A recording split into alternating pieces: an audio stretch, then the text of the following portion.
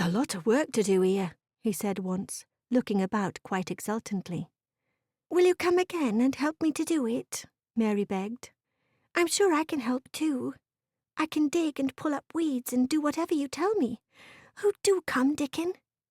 "I'll come every day if thou wants me, rain or shine," he answered stoutly. "It's the best fun I ever had in my life, shut in here and wakening up a garden." "If you will come," said Mary, "if you will help me make it alive, I don't know what I'll do," she ended helplessly. What could you do for a boy like that? "I'll tell you what they'll do," said Dickon, with his happy grin.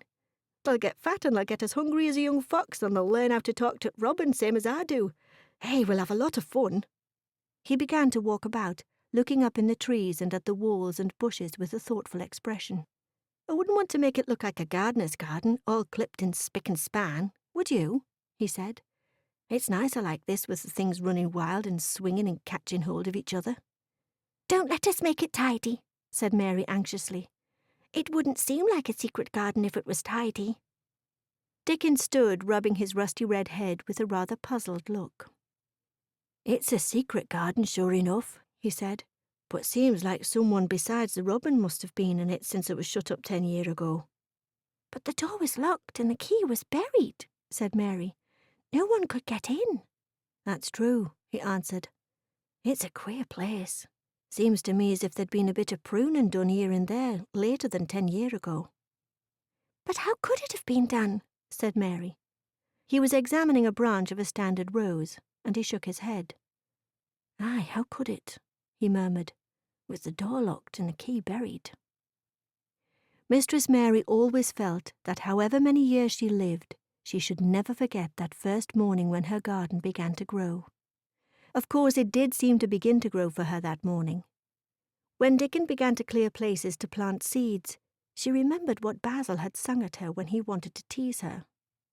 "Are there any flowers that look like bells?" she inquired. "Lilies of the valley does," he answered, digging away at the trowel. "And there's Canterbury bells and campanulas." "Let us plant some," said Mary. "There's lily of the valley here already. I saw 'em. They'll have growed too close and we'll have to separate 'em, but there's plenty. The other ones takes 2 years to bloom from seed, but I can bring you some bits of plants from our cottage garden. Why does they want 'em?" Then Mary told him about Basil and his brothers and sisters in India, and how she had hated them, and of their calling her Mistress Mary quite contrary. "They used to dance round and sing at me. They sang, 'Mistress Mary, quite contrary, how does your garden grow? With silver bells and cockle shells and marigolds all in a row.' I just remembered it, and it made me wonder if there were really flowers like silver bells." She frowned a little and gave her trowel a rather spiteful dig into the earth. "I wasn't as contrary as they were." But Dickon laughed. "Hey," he said, and as he crumbled the rich black soil, she saw he was sniffing up the scent of it.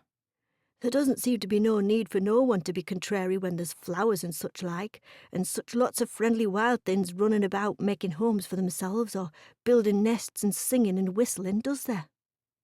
Mary, kneeling by him holding the seeds, looked at him and stopped frowning. "Dickon," she said, "you are as nice as Martha said you were. I like you, and you make the 5th person. I never thought I should like 5 people." Dickon sat up on his heels as Martha did when she was polishing the grate. He did look funny and delightful, Mary thought, with his round blue eyes and red cheeks and happy-looking turned-up nose. "Only 5 folks as the likes," he said. "Who's t'other 4?" "Your mother and Martha," Mary checked them off on her fingers, "and the robin, and Ben Weatherstaff."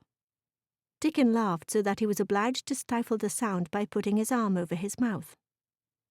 "I know thou thinks I'm a queer lad," he said, "but I think that the queerest little lass I ever saw." Then Mary did a strange thing. She leaned forward and asked him a question she had never dreamed of asking anyone before. And she tried to ask it in Yorkshire, because that was his language, and in India a native was always pleased if you knew his speech. "Does thou like me?" she said.